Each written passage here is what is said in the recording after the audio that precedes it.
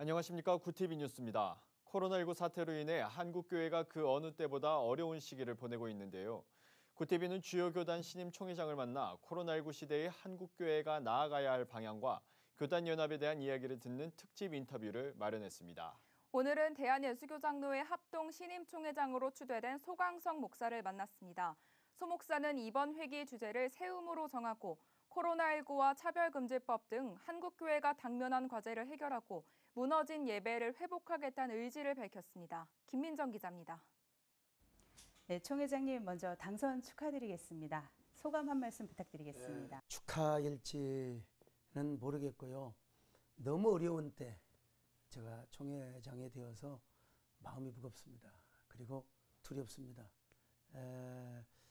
정말 잠을 못 잤습니다. 남들은 꽃길을 걸어간다고 하는데 저는 사막의 길을 걸어가고 있고 고난의 길을 걸어가고 있습니다. 또 잘해도 어쩌면 욕을 먹어야 될 십자가의 길을 걸어가고 있는지도 모릅니다.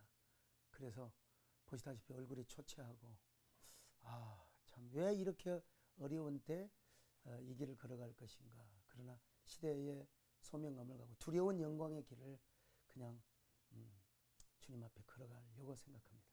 코로나19라는 국가적인 위기 상황 속에서 한국 교회와 사회가 그 어느 때보다 힘들고 어려운 시기를 맞고 있는데요. 이번에 교단에서 코로나19 극복을 위한 어떤 대응 사역팀을 꾸리시겠다고 하셨습니다. 구체적으로 교단 차원에서 어떤 사역을 준비하실 것인지 말씀 부탁드리겠습니다. 그러니까 한 번도 맞지 못한 사상 초유의 사건 앞에 한국교회는 전혀 속수무책이었습니다. 그리고 원사령탑의 리더십이 없었고 또 원메시지도 없었습니다. 한국교회는 선제적 대응을 했어야 하는데 선제적 대응에 대한 나름대로의 제 프로젝트가 있었는데 저는 교단장도 아니었고 또 연합기관을 이끄는 사령탑의 원리더십을 행사할 수도 없었어요. 보따리 장사를 하듯이 이것저것 쫓아다니면서 이래야 된다 저래야 된다. 그런데 결국은 늦었죠. 한국교회가 선제적 대응을 하지 못함으로써 우왕좌왕을 사실 하였고 또 지도자는 어떤 의미에서 책임을 지고 또 판단을 빨리 해서 우리 교회가 한 방향으로 가도록 해야 되는데 이런 부분에서 앞장섰습니다. 그렇다고 해서 뭐 이런 부분에서 제가 이제 그 공약을 했는데 우리 총회 지금도 뭐 주일은 어떻게 되느냐 하고 이제 하는데 저 혼자 다 할 수는 없으니까 총회에 아주 스마트한 직원들과 또 총회 목사님들로 팀을 꾸려서 이제는 앞으로 어떤 일이 닥쳐올 것이며 또 어떻게 우리가 대응할 것인가에 대한 부분을 우리가 이제 준비하고 선제적 대응을 하려고 하는 것이죠. 이번 코로나 사태를 계기로 해서 한국교회와 정부와의 어떤 소통, 적극적인 소통과 대처가 굉장히 중요하다는 점이 다시 강조가 되고 있는데 하지만 현재 한국교회는 어떤 제대로 된 원 리더십을 보여주지 못하고 있는 현실이라고 보여집니다. 앞으로 이제 예장 합동의 총회장이 되셨고 또 여러 가지 한국교회 연합을 위해서 이끌어 나가시는 이제 그 자리에 서게 되셨는데 이런 정부와의 소통이나 또 어떤 연합을 위해서 어떤 노력들을 기울일 생각이신지요? 저는 나름대로 언론 관계도 또 정부와의 소통도 나름대로 해왔죠. 그러나 이제 교단이 뿔뿔이 제각기 살림을 하게 되고 연합기관이 뿔뿔이 갈대처럼 꺾어지고 또 이렇게 상처나고 헤어져서 원 리더십을 할 수가 없었죠.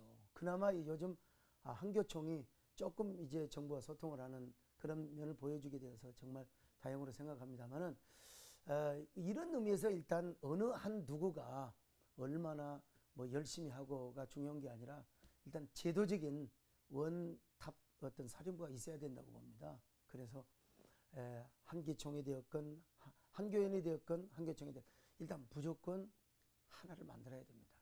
하나여야지 요즘 뭐 대형교회 목사가 무슨 소리를 한다고 먹힙니까? 어느 쪽에서 그냥 이쪽에서는 우리가 앞으로의 미래를 위해서 잠깐 우리가 온라인 예배를 드리자. 또 한쪽에서는 우리는 순교를 각오하고 현장 예배를 드리자. 다 똑같은 진정성을 가지고 있죠. 그러나 이 원 메시지가 아니라 투 메시지 아닙니까? 이런 의미에서는 지금 우리 한국교회가 일단 공적 마인드를 가지고 일단 하나가 돼야 되고 그 다음에 또 하나는 뭐냐 한국교회가 이것도 하나가 되어서 우리가 떠들고 우리의 소리를 합리적으로 내야 될 때는 내야 됩니다. 그러나 국민 보건과 건강을 위해서 또 이웃의 생명을 우리가 정말 존중히 여기기 위해서는 우리가 실제로는 만나서 대화하고 설득하고 타협하고 소통하는 그 부분도 굉장히 중요하다고 봅니다. 지금 아마 교계에서 또 사회에서 가장 이슈가 되는 문제를 꼽으라고 한다고 하면 아마 포괄적 차별금지법일 겁니다. 잘 알고 계시겠지만 총 회장님께서도 반대 운동을 전면적으로 나서서 앞장서고 계신 걸로 알고 있는데요.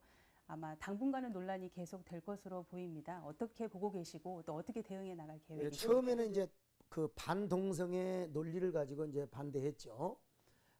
그리고 또 교회가 역차별 당한다.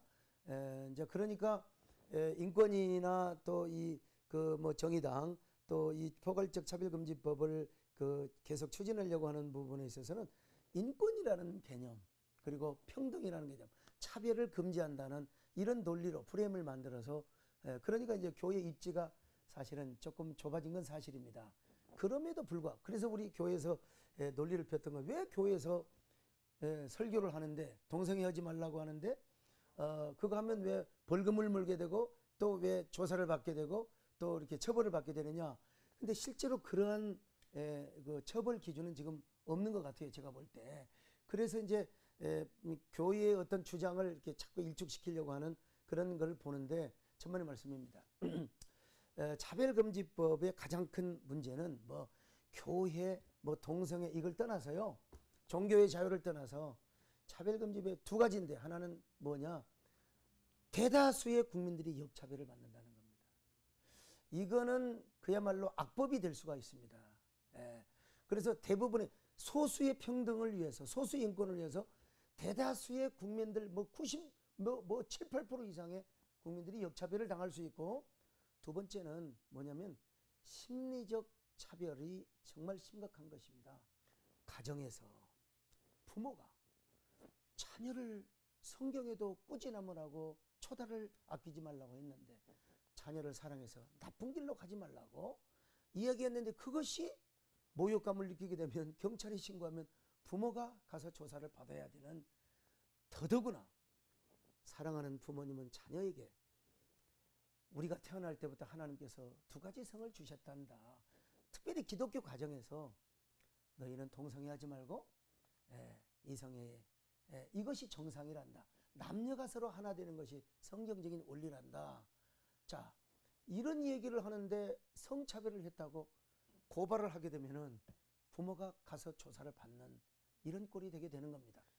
정말 문화적 병리 현상 그리고 사회적 병리 현상을 일으켜 앞으로 평등이라는 미명 아래 또 소수의 차별이라고 하는 미명 아래 종교와 교회를 떠나서 앞으로의 미래사회는 얼마나 삭막하고 부모 자식 간에도 차별이 돼버리고 이 건강한 사회와 미래사회를 우리 자손들에게 물려줘야 되는데 이 부분은 정말로 우리가 다시 한번 국민들이 재고를 해보셔야 된다고 생각하고 우리보다 앞섰던 서유럽과 북유럽이 이미 다 이런 법을 통과시켜서 시행하고 있습니다. 이 부분은 인권에서 잘 알고 계십니다. 바로 후회하고 있습니다. 그래서 이러한 부분은 보완을 하고 있는 법 개정을 하고 보완을 추진 중에 있다는 사실. 이걸 우리가 알아야지요. 차별 없는 세상 얼마나 좋습니까? 우리가 다 평등해야죠.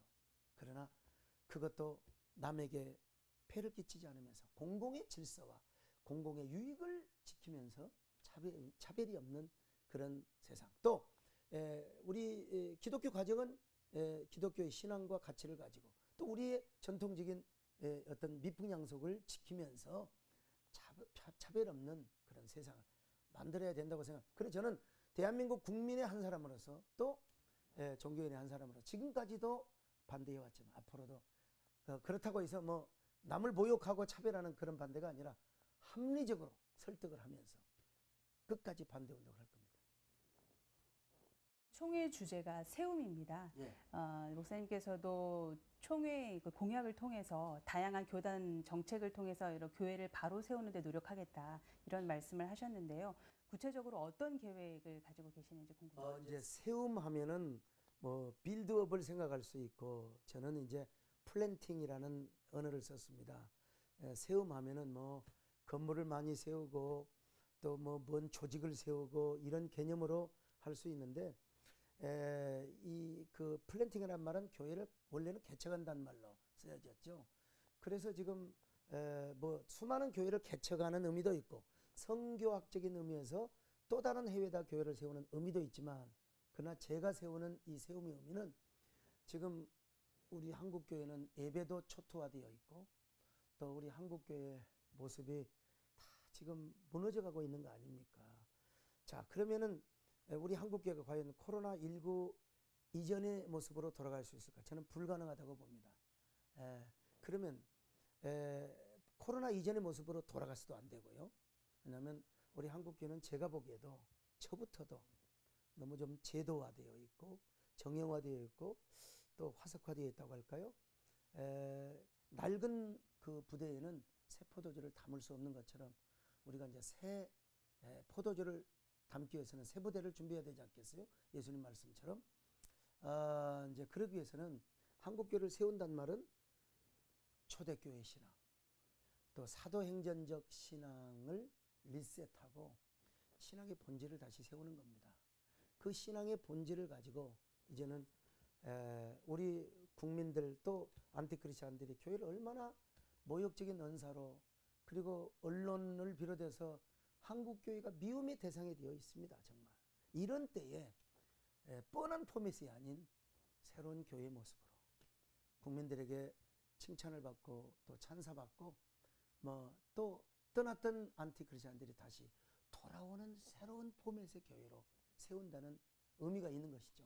그 세움 정책 가운데 그 미래 발전 전략의 중요성을 강조하신 부분도 인상적이었는데요. 좀 더 구체적으로 설명을 드릴 수 있을까요? 이 거대한 문화사적 대변혁 앞에 특별히 코로나가 그걸 가져줬지 않습니까? 우리는 이대로 가만히 당해 있거든요. 그럼 이대로 가만히 있는 이 그 타성화된 교회는 더 이상 버틸 힘이 없죠. 계속 무너지는 거죠. 세상은 어떻게 변하며 문화와 경제 구조, 사람의 스타일은 어떻게 그리고 교회는 어떻게 변할 것이며 이런 것들을 우리가 선제적으로 다 준비를 해놔야 되겠죠. 다가오는 문화적 변혁과 함께 우리는 함께 교회가 새로 버틸 수 있는 새로 세워질 수 있는 대안을 만들어야 되고 그런데 이제 그러려면 총회 본부 안에도 이제 코로나 대응팀뿐만 아니라 미래 전략 대응팀을 우리가 준비해야 되겠죠. 왜냐하면 정치적인 것으로 끝나면 안 되니까 행정적 지원이 계속 이게 제가 볼 때는 아마 한 3년 정도 지나면 한 2년 3년 지나면 아마 거대한 그림이 그려지지 않을까 싶습니다. 1년 총회장 때는 초석을 만들고요. 그리고 그 다음에도 계속 다음 총회장과 협의하면서 또 잘 지원하면서 이 부분은 잘 하도록 그렇게 해보겠습니다. 코로나 재확산으로 인해서 이제 한국교회가 그 어느 때보다 좀 많은 비판을 사회로부터 받고 있습니다. 그렇다 보니까 예장합동은 아무래도 한국교회를 대표하는 장자교단이라는 그런 타이틀이 늘 붙었었는데 그래서 오히려 더 책임감이 클 수 있다고 생각이 듭니다. 이제 수장을 맡으시게 됐는데 어떤 그런 부분들에 있어서 어떤 부분에 더 주력을 해서 이끌어 가실 계획이신지요? 교회 그 이미지, 교회는 이기단체가 아니라 정말 우리 한국교회가 지금까지 어떤 일을 해왔으며 지난번에 청와대를 방문할 때 대통령께서도 한국교회가 문화적으로 경제적으로 사회적으로 정말 큰 역할을 했다. 그 부분에서는 참 고맙게 느껴졌고 앞으로도 한국교회가 그런 일을 해야 됩니다. 그런 일을 해야 되는데 너무 한국교회가 어떤 뭐라고 할까요? 귀족의 옷을 입었다고 할까요? 그러다 보니까 우리도 모르게 안일했고 우리도 모르게 방심을 했습니다. 다시 서민의 옷을 입고 허리띠를 졸라매고 한국교회의 모습을 다시 보여줘야 될 때입니다. 우리끼리 아무리 얘기해도 국민이 싫다고 하는 교회가 어찌 부흥을 할 수 있겠습니까?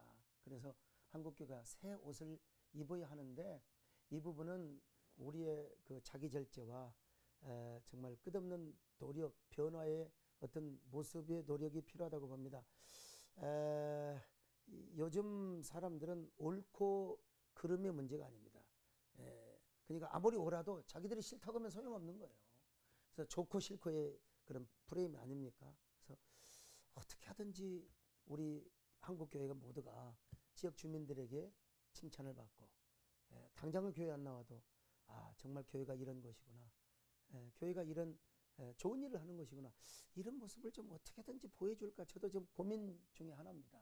그 중에 하나는 이제 우리가 언론과 가까이 하지 못했고 어떻게 시대와 소통하고 사회와 소통하고 또 이웃 주민들을 감동시키려고 했는가 이런 부분은 조금 부족했던 것 같아요. 앞장서서 한번 제가 선도적 역할을 해보겠습니다. 끝으로 교단 발전과 한국교회 연합, 일치라는 영원한 과제를 위해서 목사님의 어떤 계획과 비전 말씀해 주십시오. 아, 그건 저의 평생 소원이고 저는 이 일을 이루고 나면 죽어도 여한이 없을 정도로 이것은 제가 저의 총회장으로서의 사활을 겁니다. 근데 과연 이 일을 이루지 못하고 1년이 끝나가면 저는 앞으로 어떻게 살아갈지